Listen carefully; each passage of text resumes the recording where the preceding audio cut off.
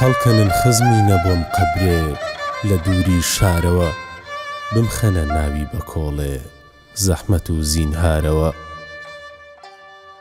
خۆشە تاریکی قەبر بۆ ڕاحەتی قەلبی زەبوون، نامەوێ ڕووناکی دنیا من بەدەم مازارەوە.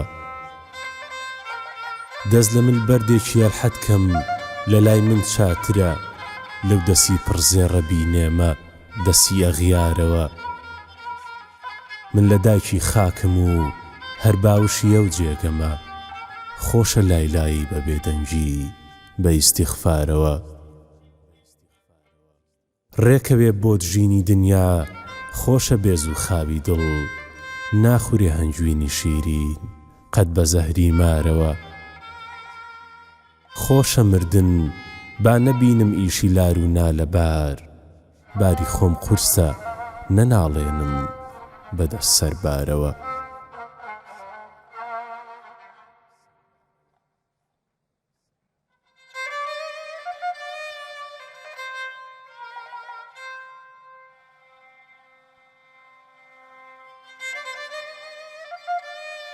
هەر مرغێفڕی بۆ چەمەنستانی خەیاڵی، ناگاتەوێ تێگەشتێ شاپەڕی باڵی. ئەحواڵی دڵ زڕە بەدەست ڕۆژەوە دیارە، ئەی بێخەبەران ئێوە نەزەرکەن لە جەماڵی. هەر ساعەتێ ڕەنگێکە قەد و جیلوەی باڵای، میراتی تەفەکوور نییە بۆ عەرزی میسالی. ئەحواڵی دڵی عاشقی بێچارە مەپرسن، جیلوەی قەدیار کافیە بۆ پرسشی حاڵی. هەرچی یەتە بەردیدە هەموو یا ڕەمە یا غەم، عالەم هەموو دەشتێکە کە من بوومە غەزالی. بێچارە تەنەفوز نیەتی تاقەتی پەرواز، تەئسیری چ زوڵمێ بوو کە سوتا پەڕووباڵی. وەک لالە چلۆن نایلی مەقسەدە بێ نووری، تا داغی خەیاڵێکی نەبێ زینەتی حاڵی.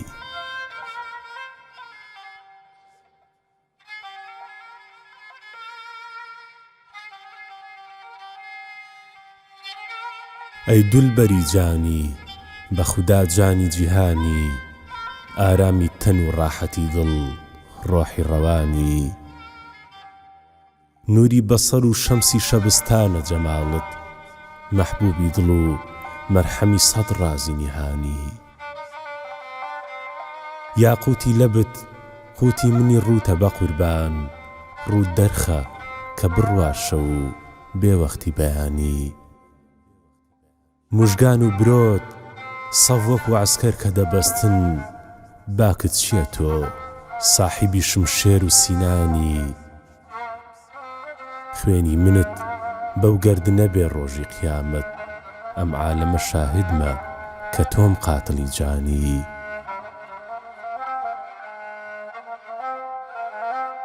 ئەی عابیدی خودا شەرمێ لە دیوانی خودا کە، ڕەحمت ببێ دنیایەکە بێ قیمەت و فانی.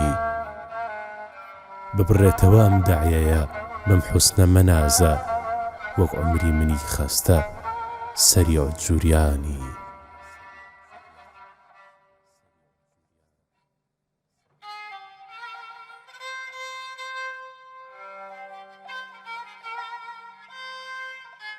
گاڵتەیان پێدێ بە ئاوی چاوی پڕگریانەکەم، ئێستا لێم ڕوونە کە کەس نەیدیوە ڕووی جانانەکەم. بۆ گوڵی باخی جەماڵت ڕۆحی شیرین بولبولە، بۆ چرای ڕوخسارەکەت سوتا دڵی پەروانەکەم. مەمکەرە ڕیسوای عالەم ئەی بڵێ سەیاهی گڕم، بەز منەوەر کە هەموو شەو کولبەی ئەحزانەکەم. دڵ لە زوو خاوی غەمت دارماڵە هیتر ناگرێ، بەسیە با نەڕژێ لە لێوی کەیلی خوێن پەیمانەکەم. لەزەتی مردن بە 100 ساڵی ژیان ناگۆڕمەوە، گەر بزانم تۆ لەگەڵما دێ سەر قەبرانەکەم. پێی بڵێن دکتۆر کەمال ئیتر عەزیەتی خۆی نەدا، پەنسلین بێهودەیە بۆ دەردی بێ دەرمانەکەم.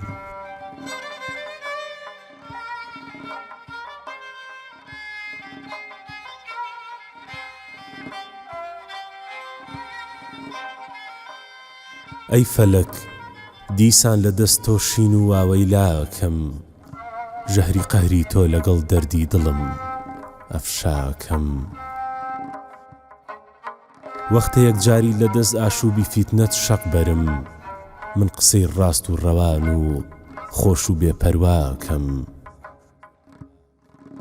هێند خراپەم دی لە دەست ئەهلی زەمانە، عاقبەت لەم وەزیفەی هاتنە دنیایە ئیستیعفاکەم. نابەمە بەردەستی هەر نامەردێ عەرزی احتیاج، من لە دنیا و لە مافی هاشی ئیستیغناکەم.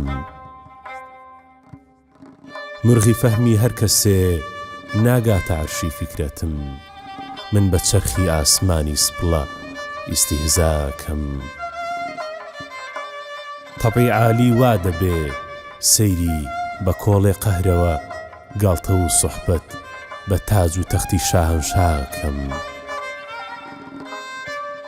ئەو کەسە ڕووی سوورە نووری دوورە لێینەوەیە بەشەر، من لە مەولا ڕوو لە دەشتی وەحشەتی سەحراکەم.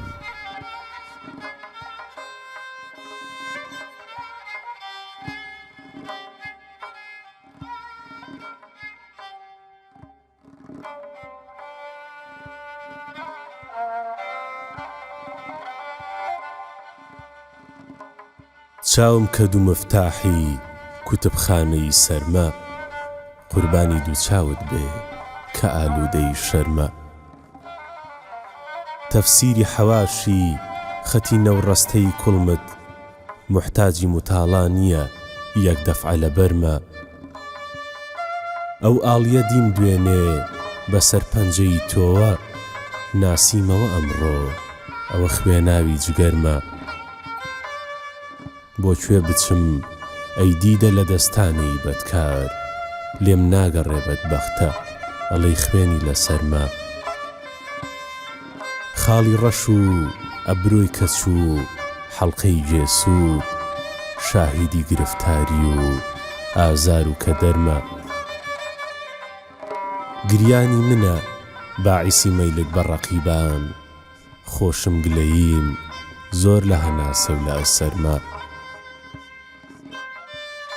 نیمە زەڕوزی و بیکەمە شاباشی قدومت، هەر شیعرە کە دانەی دووڕوو ئەڵماس و گوهەرمە.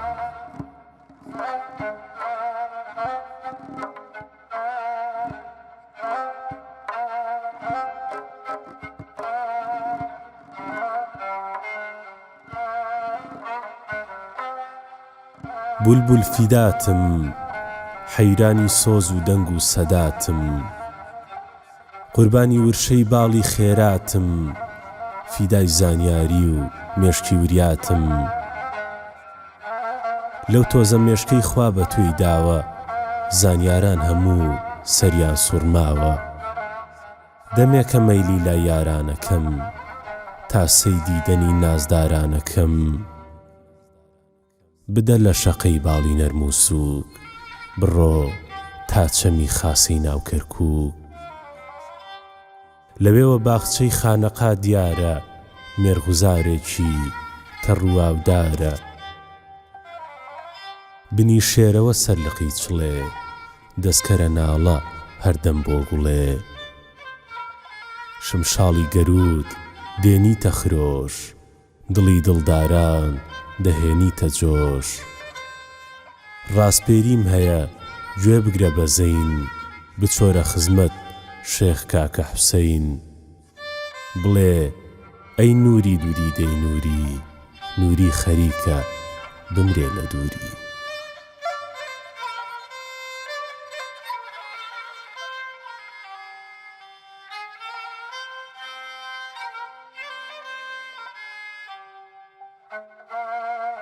بە شێوی پەرچەمی شۆخێکی بێپەروا و بێباکم، محەققمە کە مردم بێکونە لای ئوسەل و پاکم. سرم وەک تۆپی فوتبۆڵە وا لە مەیدانی شەقامڕۆ ئەسیری دەست و بردی قەلعەچیەکی چوست و چالاکم. بزانم ڕۆحی شیرینم بە قوربانت ئەکەم، ئەمرم لە ساڵێکە ئەگەر بۆ فاتیحایەک دەیتە سەرخاکم. کە میحرابی برۆی تۆم دی ئیتر لەو وەختەوە دایم، خەریکی هامشۆی مزگەوت و وێرد و نوێژ و سیواکم. قسە و تەعنەی ڕەقیبی سەگ سیفەت مەگرەوە گوێی خۆت، بە لێدان و جنێویشت ڕەزا من بەندەی چاکم.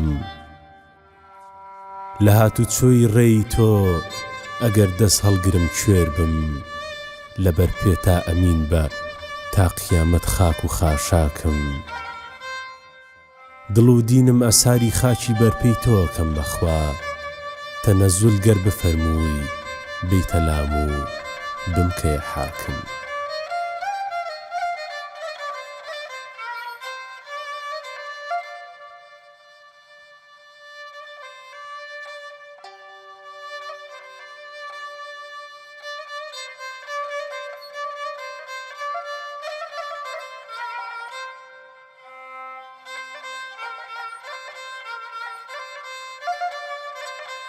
خۆت بپارێزە لاهی دڵبریندارانی شەو، نەک خودا ناکەردە گیرا بێ دوعای ناڵانی شەو.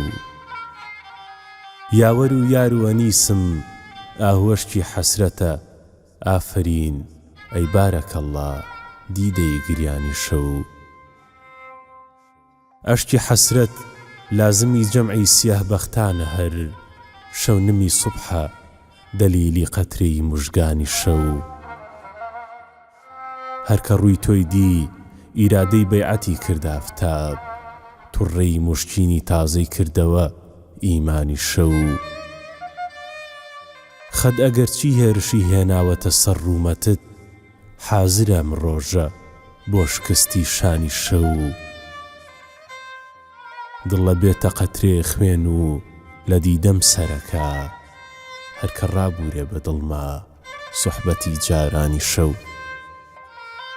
منتەهای ئەم زوڵمەتی هیجرانە ڕۆژی وەسڵە بێ، ئاخری نوری شەفەق ئەڕژێ لە هەردامانی شەو. نوری لەم پێچ و خەمی زوڵفە نەجاتت زەحمەتە، لای سەخی تەبعان مەحاڵە ڕوخسەتی میوانی شەو.